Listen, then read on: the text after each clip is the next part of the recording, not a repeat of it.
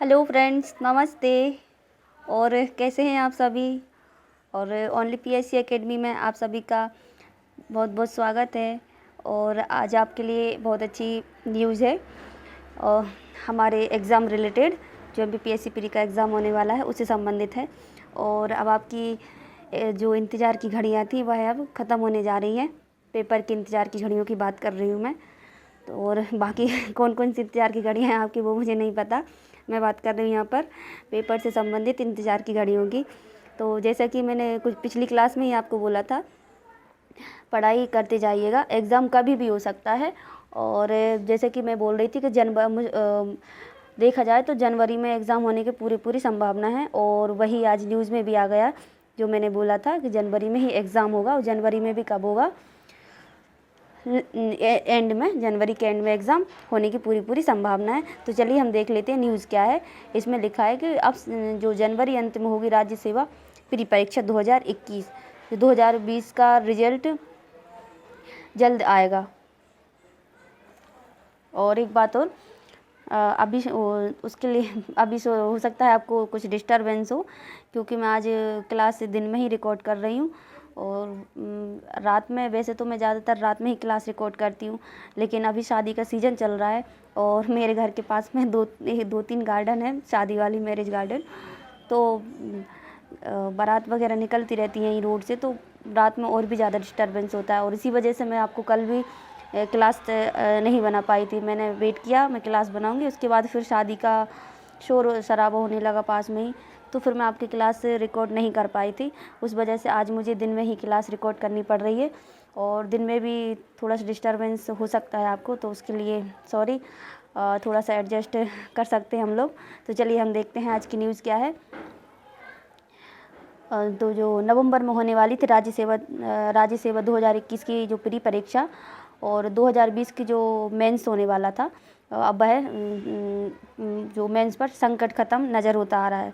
मतलब संकट की घड़ियाँ उस पर से ख़त्म हो गई हैं। राज्य सेवा प्रारंभिक परीक्षा 2021 के लिए भी नवंबर तय किया गया था, लेकिन अब जनवरी के अंत में होगी। जो प्री परीक्षा होना वह जनवरी के एंड में होगी और इसका जो एड है वो जल्दी ही जारी होगा। फिर दिसंबर पहले हफ्ते तक नोटिफिकेशन जारी किया जाएगा, क्योंकि कम से कम एक माह आवेदन के लिए देना होता है। और उसके बाद जबकि जो त्रुटि सुधार एडमिट कार्ड जारी करने से लेकर सेंटर तय करने में कम से कम 1 महीने का समय लग जाता है, इसलिए एग्ज़ाम जनवरी के अंत में होगा। और फिर देखें तो इस जो कैलेंडर के अनुसार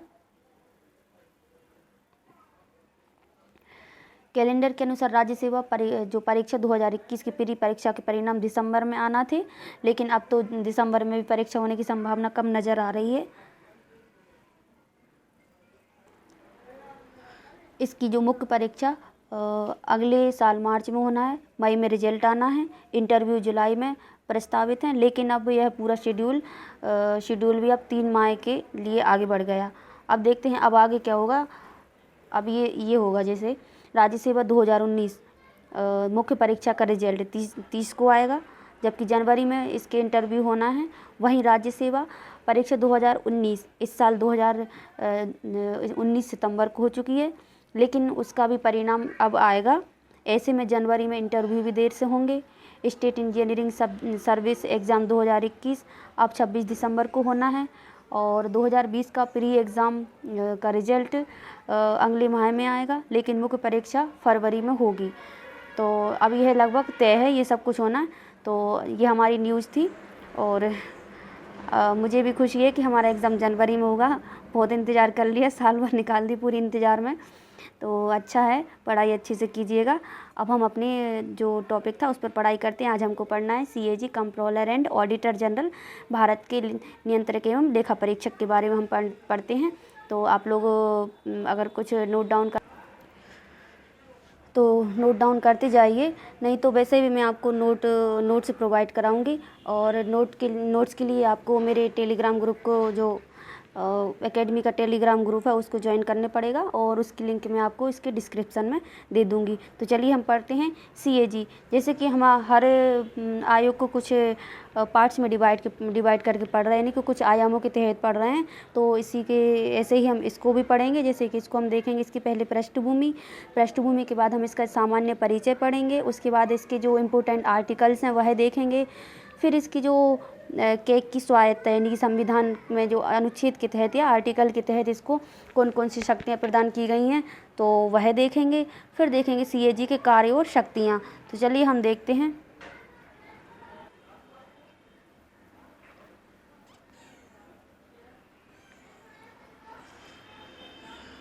तो हम इसकी बात करते हैं, किसकी पृष्ठभूमि की।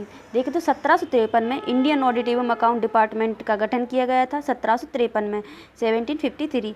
फिर 1858 में जो महालेखाकार का कार्यालय स्थापित किया गया, जो इंडियन ऑडिट एवं अकाउंट डिपार्टमेंट था, उसी को 1858 में महालेखाकार का कार्यालय के रूप में स्थापित कर दिया गया था। फिर देखें तो 1860 में इसके जो पहले ऑडिटर जनरल थे सर एडवर्ड ड्रमंड, इनको नियुक्त किया गया। फिर आगे देखें, भारत सरकार अधिनियम 1919, भारत सरकार अधिनियम 1919, इसके तहत क्या प्रावधान किया गया था, जो महालेखा परीक्षक को सरकार नियंत्रण से मुक्त कर दिया गया। पहले ये सरकार के नियंत्रण में काम करते थे, लेकिन फिर इनको सरकार के नियंत्रण से मुक्त कर दिया गया, और ये किसके तहत किया गया था, 1919 एक्ट था 1919 का। फिर भारत सरकार अधिनियम 1935, इसके तहत जो प्रांतीय लेखा परीक्षकों का प्रावधान किया गया था। फिर देखें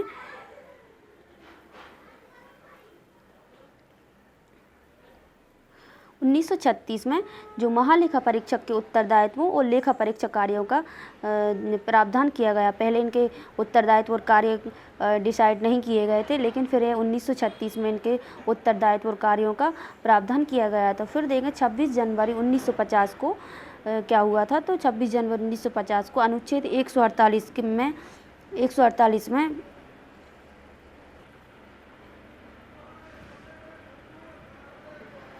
तो 26 जनवरी 1950 को अनुच्छेद 148 में भारत के राष्ट्रपति द्वारा एक नियंत्रक और महालेखा परीक्षक की नियुक्ति की गई थी। किसके तहत, अनुच्छेद 148 के तहत।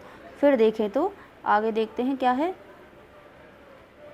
1968 यानी 1968 में लेखा बोर्ड की स्थापना की गई थी, जिसमें एक अध्यक्ष होता है और वह 3 सदस्य होते हैं, जिनकी नियुक्ति CAG के द्वारा ही की जाती है। किसके द्वारा की जाती है, CAG के द्वारा इनकी नियुक्ति की जाती है।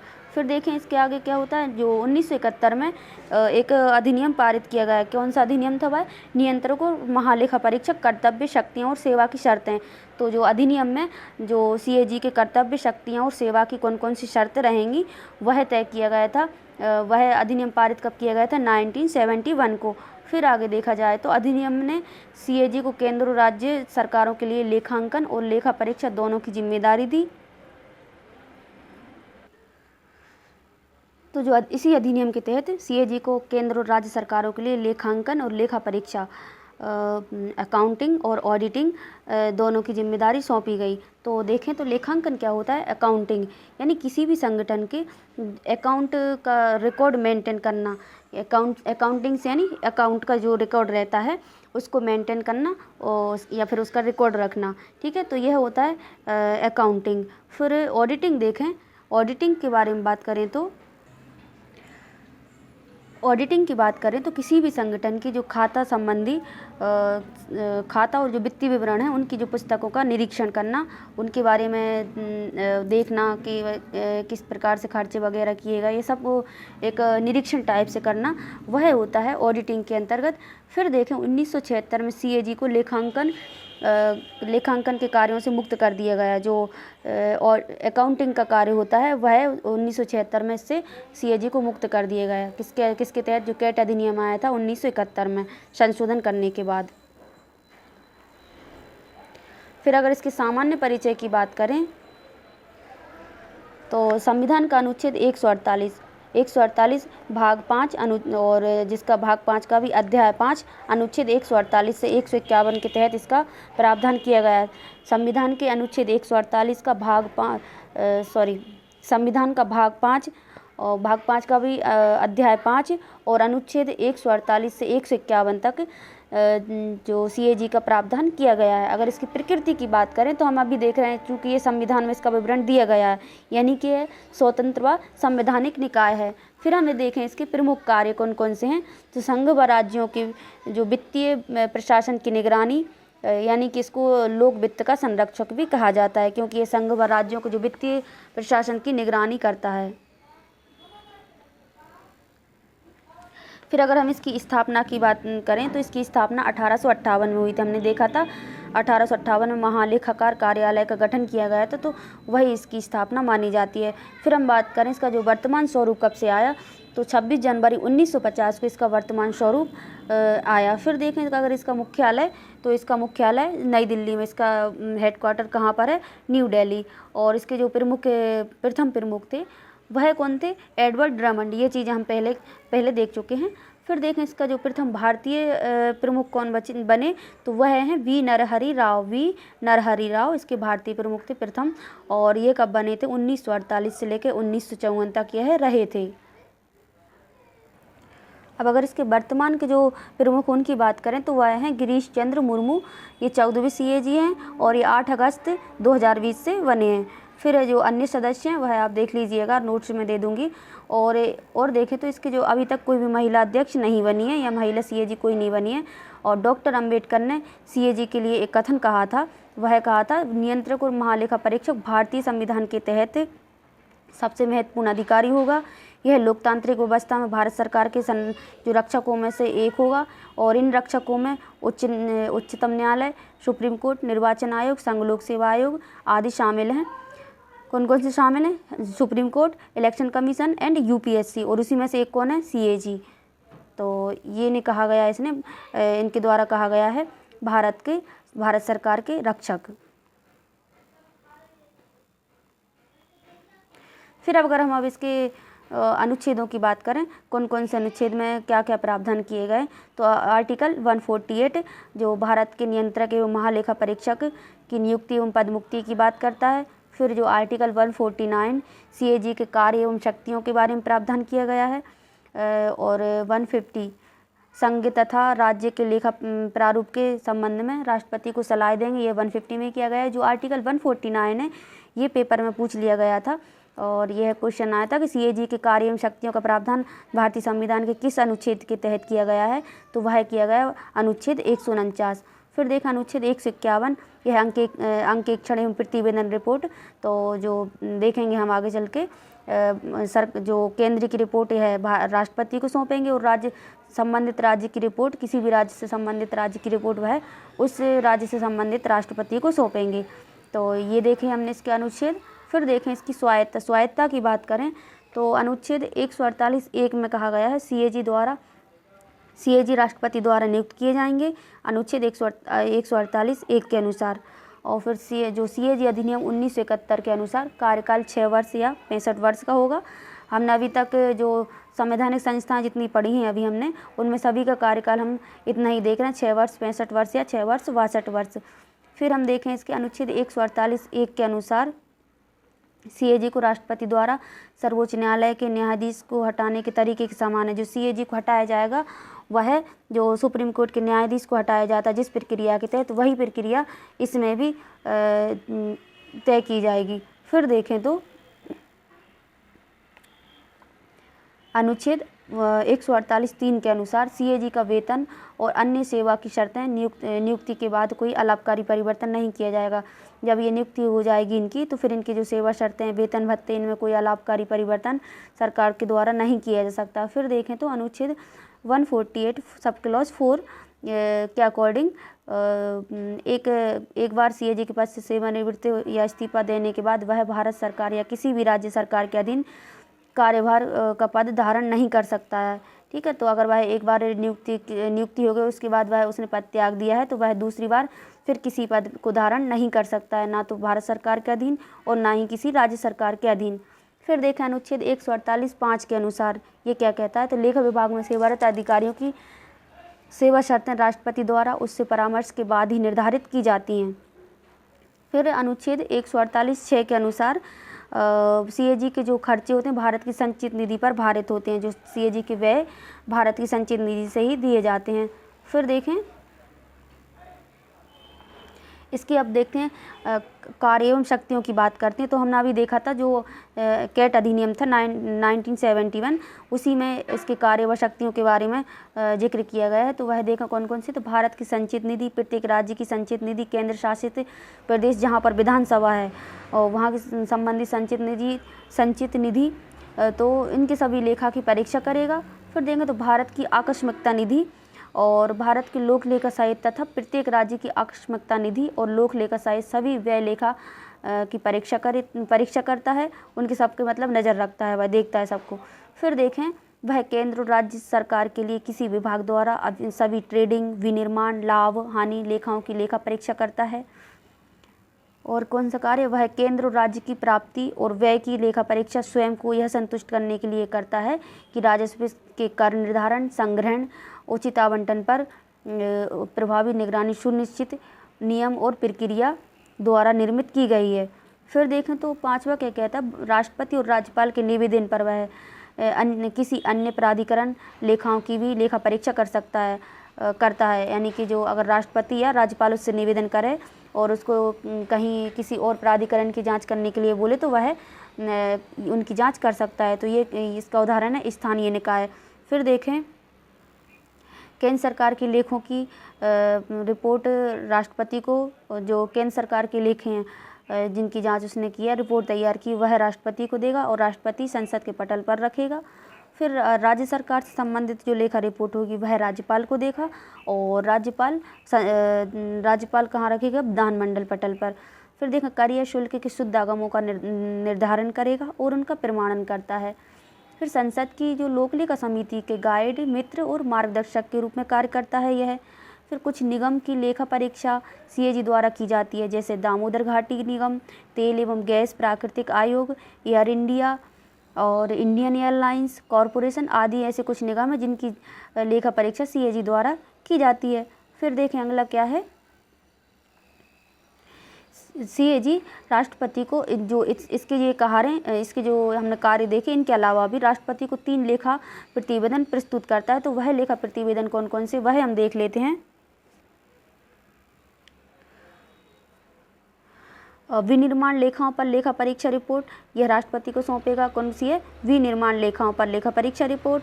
फिर वित्त लेखाओं पर लेखा परीक्षा रिपोर्ट, उसके बाद सरकारी उपक्रमों पर लेखा परीक्षा रिपोर्ट। यह 3 प्रतिवेदन यह राष्ट्रपति को देगा। अगर हम इसके अन्य प्रावधान की बात करें तो कौन कौन से है, वह है पद छोड़ने के बाद अब कोई पद धारण नहीं करेगा, हम ये पिछले स्लाइड में देख चुके हैं। फिर देखें वेतन व सेवा शर्तें संसद द्वारा तय की जाएंगी और सुप्रीम कोर्ट के, ये किसके बराबर होंगी, ये सुप्रीम कोर्ट के न्यायाधीश के बराबर होंगे, जिसके जो वेतन क्या रहेंगे, इसकी सेवा शर्तें कैसी रहेंगी, ये सब सुप्रीम कोर्ट के न्यायाधीश के समान ही रहती हैं। फिर देखें तो इसकी जो दोनों सदनों में कोई भी मंत्री सीएजी का प्रतिनिधित्व नहीं कर सकता है, और क्योंकि यह सरकार के अधीन कार्य नहीं कर रहा है तो दोनों सदनों में कोई भी मंत्री इसका प्रतिनिधित्व नहीं कर सकता। वह उसके द्वारा किए गए कार्य की जिम्मेदारी भी नहीं ले सकता है।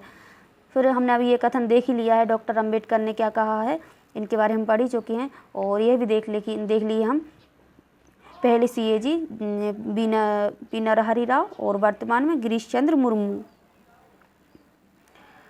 तो ये हमने पूरे सीएजी के बारे में जाना, उसकी पृष्ठभूमि क्या रही, पृष्ठभूमि के बाद हमने देखा उसकी स्थापना के बारे में जाना, फिर हमने उसकी संवैधानिक स्थिति देखी। संविधान में भी वह आर्टिकल 148 से 151 तक उसका जिक्र किया गया है। और उसके बाद हमने फिर उसकी कार्यशक्तियाँ देखी और कुछ अन्य प्रावधान देखे। और जो अम्बेडकर द्वारा जो कथन कहा गया था वह भी कभी कभी पेपर में पूछ लिया जाता है, तो वह भी हमने देख लिया है। तो अभी अगर इसकी जो अभी तक जो सीएजी हुए हैं उनकी रिपोर्ट आप एक बार देख लीजिएगा, पूरी एक लिस्ट पढ़ लीजिएगा, पेपर में अगर पूछ ली जाती है तो। और इसमें मैं ऐड करना भूल गई हूँ, तो या तो मैं नोट्स में अपडेट कर दूँगी और आप भी अपनी तरफ से एक बार देख लीजिएगा, ठीक है। फिर हम मिलते हैं अगली क्लास में। आप रिवीजन ज़रूर करती रहिएगा। अब हमको पढ़ाई में ढील नहीं देना है, क्योंकि अब तो एग्ज़ाम देख लिया। आज पेपर की कटिंग मैंने देखी और वह आपके साथ शेयर भी की है। तो एग्ज़ाम तो अब हो भी मतलब जनवरी में तो तय हो गया है कि जनवरी एंड में एग्ज़ाम हो सकता है। तो फिर पढ़ाई अपनी अच्छे से करती रहिएगा, ठीक है। मिलते हैं फिर नेक्स्ट क्लास में। Thank you.